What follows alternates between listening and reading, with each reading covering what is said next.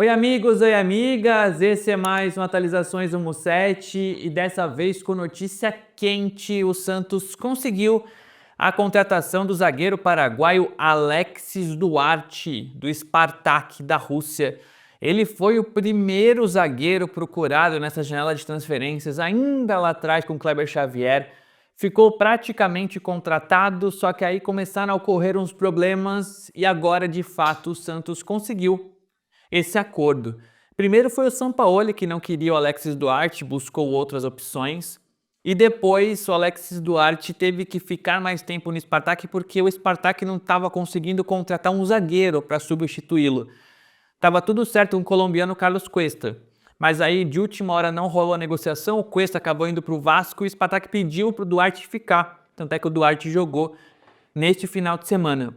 Só que o Alex Duarte ficou com o Santos na cabeça, insistiu muito por essa saída e o Santos refez a proposta de 4 milhões de dólares e dessa vez, muito por conta do desejo do jogador, o Spartak aceitou a proposta de 4 milhões de dólares, pouco mais de 20 milhões de reais, para um contrato de 4 anos no Santos. Faltam apenas os exames médicos, ele viaja nos próximos dias, nas próximas horas, para fazer exames médicos. Ainda o Santos está tentando definir essa logística, porque o Duarte foi convocado pela seleção paraguaia nessa data FIFA. Então o Santos está tentando entender se ele pode sair um pouquinho da concentração para fazer os exames, se o Santos pode enviar alguém para fazer esses testes ou se teria que esperar o fim da data FIFA.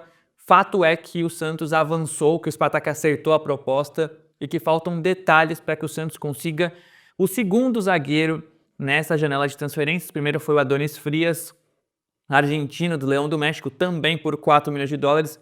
Esse já fez exames médicos, está tudo certo, o Santos finalmente consegue esses dois zagueiros, teve que comprar dois, a ideia era comprar um e ter outro por empréstimo, só que o empréstimo do Tomás Palacios da Inter de Milão não deu certo, e o empréstimo do Zaid Romero do Bruges também não. O Bruges ligou para o Santos, alegou que o Santos tem um histórico de calotes que não pagou lá atrás pelo Lua Pérez e que não gostaria de emprestá-lo com obrigação de compra, pois não se sente seguro. Então o Santos, na reta final de janela, fez uma nova tentativa para o Alexis Duarte e dessa vez deu certo, com as mesmas condições anteriores de 4 milhões de dólares.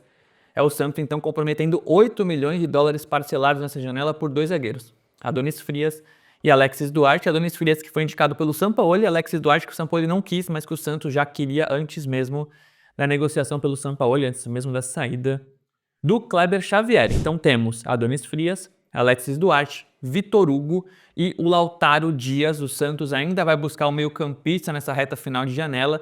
Até a gravação deste vídeo às 7h12 da noite, não houve avanço, pelo menos dentro das minhas apurações.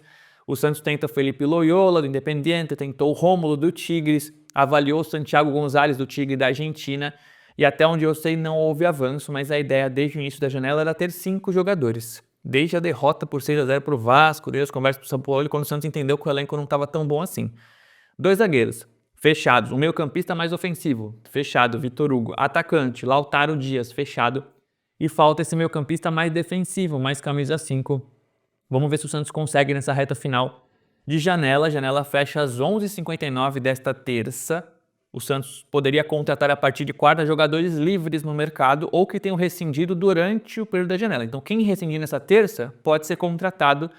Vamos ver se o Santos consegue essa última novidade dessa janela para tentar mais ou menos fechar com chave de ouro. O Lautaro Dias também foi acertado nas últimas horas, foi a novidade do final de semana.